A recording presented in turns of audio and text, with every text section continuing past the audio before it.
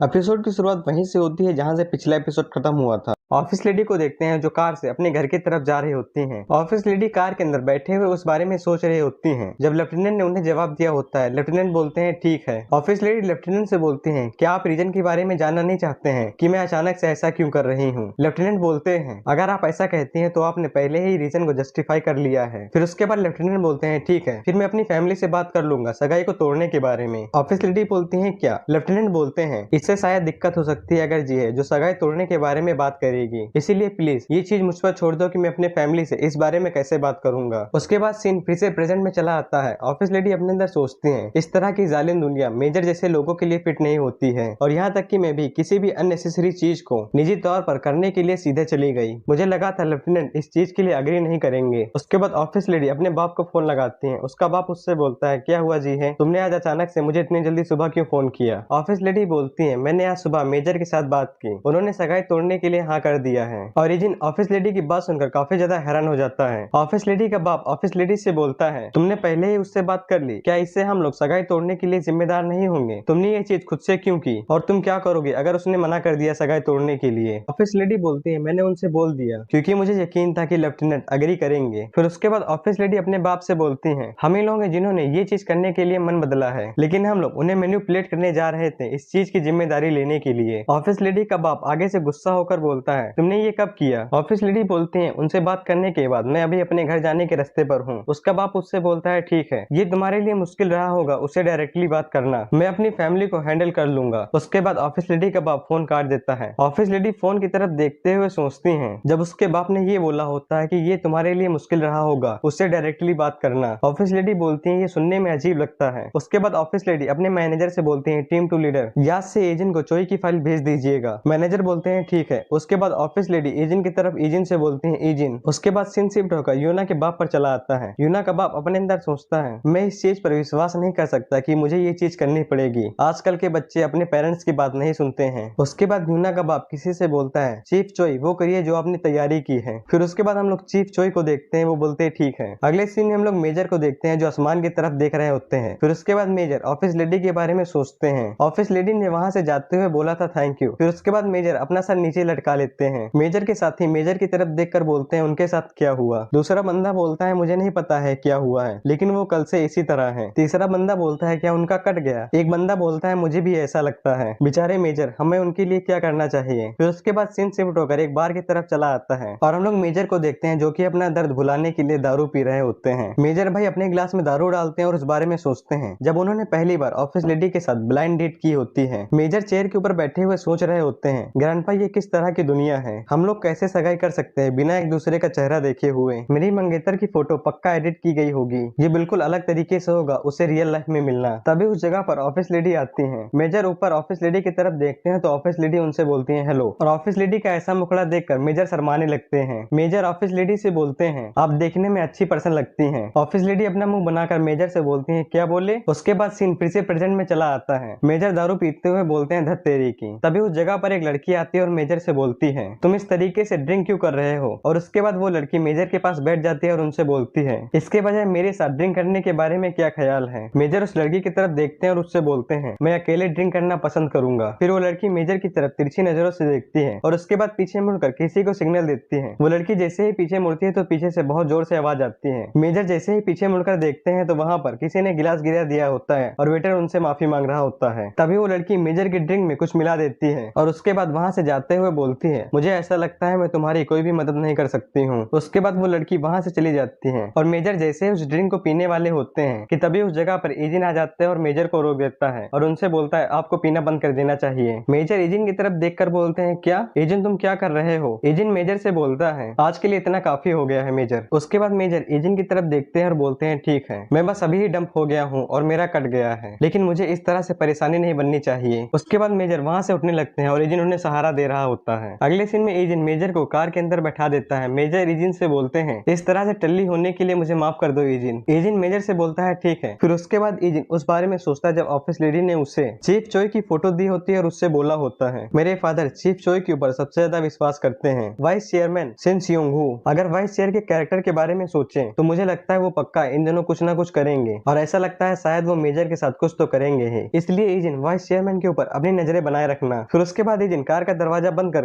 वहाँ पर खड़े कुछ गुंडों की तरफ देखता है और उनके साथ वही लड़की भी होती है। अगले सीन में हम लोग ऑफिस लेडी को देखते हैं जो फोन पर एजेंट से बोलती है, तुम्हारा मतलब उन्होंने मेजर को ड्रिंक के अंदर ड्रग मिलाकर देने की कोशिश की थी। एजेंट ऑफिस लेडी से बोलता है हाँ। ऑफिस लेडी उससे बोलती है ठीक है, प्लीज मेजर के साथ इसी तरह कुछ दिनों के लिए रहो। फिर उसके बाद हम लोग एजेंट को देखते हैं जिसने उन सभी लोगों को मार पीट कर बराबर कर दिया होता है और बोलता है ठीक है। हम लोग ऑफिस लेडी को उनके ऑफिस के अंदर देखते हैं। ऑफिस लेडी अपने ऑफिस के अंदर बैठी हुई सोच रही होती हैं। उन लोगों ने लेफ्टिनेंट के अल्कोहल में ड्रग्स मिलाकर उन्हें क्रिमिनल बनाने की कोशिश की। जैसा कि मैंने सोचा था डैड बहुत जल्दी अपने कदम बढ़ा रहे हैं, लेकिन उन्हें इतनी दूर तक जाने की क्या जरूरत थी। तभी ऑफिस लेडी के मैनेजर ऑफिस लेडी से बोलते हैं चिंता मत करिए, आप एजेंट के स्किल्स के बारे में जानते हैं जितना कि मैं जानता हूँ। तभी ऑफिस लेडी के फोन के ऊपर लेफ्टिनेंट की रिंगटोन बजने लगती है। ऑफिस लेडी अपने फोन की तरफ देखते हुए सोचती है लेफ्टिनेंट इतने टाइम पर फोन क्यों कर रहे हैं। एजेंट ने बोला था कि वो सोने चले गए हैं। ऑफिस लेडी जैसे ही लेफ्टिनेंट का फोन रिसीव करती है तो दूसरी तरफ से लेफ्टिनेंट चिल्लाकर बोलते हैं आई लव यू और वो ऑफिस लेडी को फोन पर ही प्रपोज कर देते हैं और प्रपोज करने के बाद सो जाते हैं। ऑफिस लेडी लेफ्टिनेंट के प्रपोज से काफी ज्यादा हैरान हो जाती है और उनके साथ उनका मैनेजर भी। अगले सीन में हम लोग ऑफिस लेडी के बाप को देखते हैं। ऑफिस लेडी का बाप अपने फोन पर बोलता है तुम फेल हो गए। दूसरी तरफ से बंदा फोन पर बोलता है मुझे माफ कर दीजिए। कोई है जो कैंग हेमचैन के पीछे खड़ा है जो कि उसे एसोसिएट कर रहा है और उसी की वजह से ये दिक्कतें हो रही हैं। फोन की दूसरी तरफ चीफ चोई होते हैं। चीफ चोई ऑफिस लेडी के बाप से बोलते हैं इसे देखने से ऐसा लगता है जो जॉब इन लोगों ने की है उसे करने में इन्हें दिक्कत हो रही है, इसीलिए मैं इसे पक्का करूंगा कि ये चीज दोबारा मत हो। दूसरी तरफ से ऑफिस लेडी का बाप बोलता है ये तुम्हारा आखिरी मौका है जो मैं तुम्हें दे रहा हूँ, यहाँ तक कि ये मुझसे दोबारा बोलने की सोचना भी मत कि तुम फेल हो गए हो।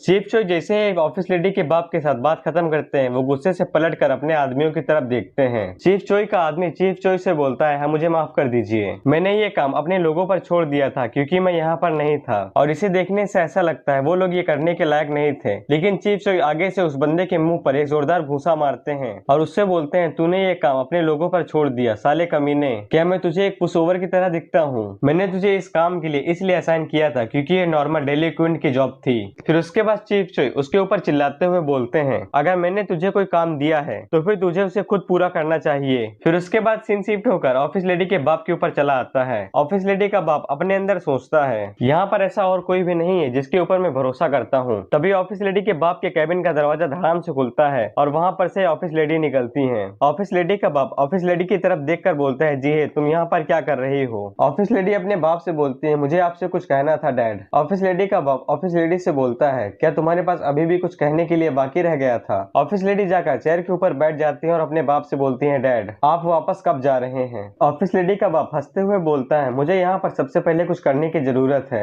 लेकिन ये तुम क्यों पूछ रही हो। ऑफिस लेडी उससे बोलती है मुझे इससे अच्छा लगेगा कि आप जितने जल्दी हो सके यहाँ से वापस लौट जाइए। ऑफिस लेडी का बाप बोलता है तुम क्या बोल रही हो। ऑफिस लेडी बोलती है मैंने कहा जो आप कर रहे हैं उसे रोक दीजिए और वापस लौट जाइए। ऑफिस लेडी का बाप बोलता है जी है मेरा दिल पहले से ही टूटा हुआ है जोंगहो ने जो कुछ किया है उसकी वजह से, तो तुम्हें मेरे साथ ऐसा क्यों करना चाहिए। ऑफिस लेडी बोलती है अब आपको हमारी वजह से सफर करने की जरूरत नहीं है, अब हम लोग कोई छोटे बच्चे नहीं हैं। ऑफिस लेडी का बाप बोलता है ये किस तरह की चीज होगी कि एक बाप अपने बच्चों की चिंता न करे। ऑफिस लेडी अपने बाप से बोलती है आपको इस चीज को अच्छे से क्लियर करना चाहिए, आपको अपनी मैनेजमेंट टीम के बारे में चिंता करनी चाहिए जो आपकी बात नहीं सुन रही है आपके खुद के बच्चों के डर की वजह से। इसके बाद ऑफिस लेडी का बाप आगे से कुछ भी नहीं बोलता। थोड़ी देर बाद ऑफिस लेडी का बाप बोलता है बिल्कुल उन्हें करना चाहिए, तुम्हारे ऑर्डर्स को सख्त होना चाहिए इस कंपनी को अलग अलग तरीकों से चलाने के लिए। ऐसे बहुत सी ज्यादा जिम्मेदारियां हैं इसीलिए तुम्हें चीजों को बर्बाद नहीं करना चाहिए क्योंकि तुम उन चीजों से जुड़ चुकी हो। ऑफिस लेडी बोलती है मुझे लगता है आप गलती कर रहे हैं, ये सिर्फ ऐसा इसलिए नहीं है क्योंकि मैं उनसे जुड़ चुकी हूँ, ऐसा इसलिए क्योंकि मुझे लगता है कि जो आप कर रहे हैं उससे कंपनी को नुकसान हो रहा है। ऑफिस लेडी का बाप आगे से बोलता है तुम क्या बोल रही हो। ऑफिस लेडी उससे बोलती है शायद आप दूसरे देश में काफी लंबे समय तक रह रहे थे, लेकिन मुझे लगता है आप कई तरीकों से फैमिली को कम आकर रहे हैं। ऑफिस लेडी का बाप बोलता है तुम अभी भी काफी छोटी हो इन चीजों को समझने के लिए, लेकिन ये ठीक है मैं वो समझता हूँ जो कि तुम कह रही हो, इसके अलावा मेरा कोई भी इंटेंशन नहीं है वो सुनने का जो तुम कह रही हो, इसीलिए मैंने तुमसे कहा था कि तुम्हें अभी भी और भी ज्यादा एक्सपीरियंस की जरूरत है।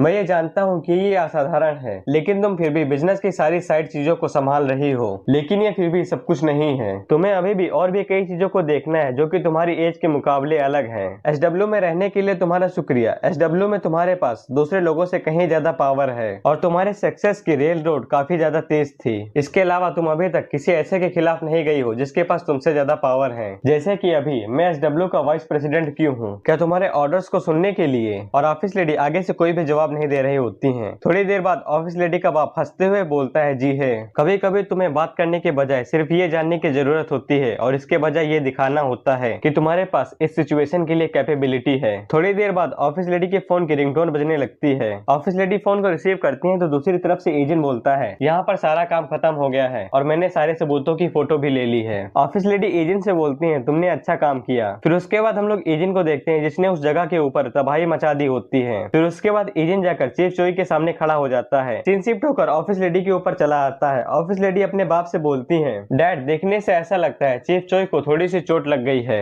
इसीलिए आपको उन्हें देखने के लिए हॉस्पिटल जाना चाहिए। ऑफिस लेडी का बाप हैरान होकर बोलता है, क्या। ऑफिस लेडी उससे बोलती है, क्या वो कोई ऐसा नहीं है जो कि आपके लिए ट्रेजर की तरह है, यानी कि खजाना। ऑफिस लेडी का बाप हल्का सा परेशान होकर ऑफिस लेडी से बोलता है, वो अभी कॉल पर क्या बोल रहा था। फिर उसके बाद ऑफिस लेडी के बाप को पूरी बात समझ में आ जाती है। ऑफिस लेडी का बाप ऑफिस लेडी से बोलता है, जी है, तुम यकीनन बड़ी हो गई हो। ऑफिस लेडी अपने बाप से चेयर से उठते हुए बोलती है, मैं इतनी भी छोटी नहीं हूँ उन चीजों के लिए जो कि मुझे करनी है। फिर उसके बाद ऑफिस लेडी वहाँ से जाते हुए अपने बाप से बोलती है, वापस जाते हुए सावधान रहिएगा और मैं आपको एयरपोर्ट पर छोड़ने के लिए काफी ज्यादा बिजी हूँ। फिर उसके बाद ऑफिस लेडी अपने बाप के कैबिन से बाहर निकल जाती हैं। अगले सीन में हम लोग लेफ्टिनेंट को देखते हैं जो कि अभी ही सोकर उठे होते हैं। तभी लेफ्टिनेंट के घर की डोरबेल बजने लगती है। लेफ्टिनेंट जाकर दरवाजे को खोलते हैं तो उनके सामने ऑफिस लेडी खड़ी होती हैं। ऑफिस लेडी लेफ्टिनेंट से बोलती हैं, क्या तुम सारा टाइम सो रहे थे। ऑफिस लेडी को अपने सामने देखकर लेफ्टिनेंट के पसीने छूटने लग जाते हैं। लेफ्टिनेंट बोलते हैं, हाँ। ऑफिस लेडी लेफ्टिनेंट से बोलती है, मैं सारा टाइम काम कर रही थी इसीलिए मैं भूखी हूँ, चलो एक साथ बाहर खाना खाने चलते हैं। मैंने सारी रात बिना सोए काम किया है इसीलिए मुझे बहुत ज्यादा भूख लग रही है। और लेफ्टिनेंट आगे से बोलते हैं, यस मैम।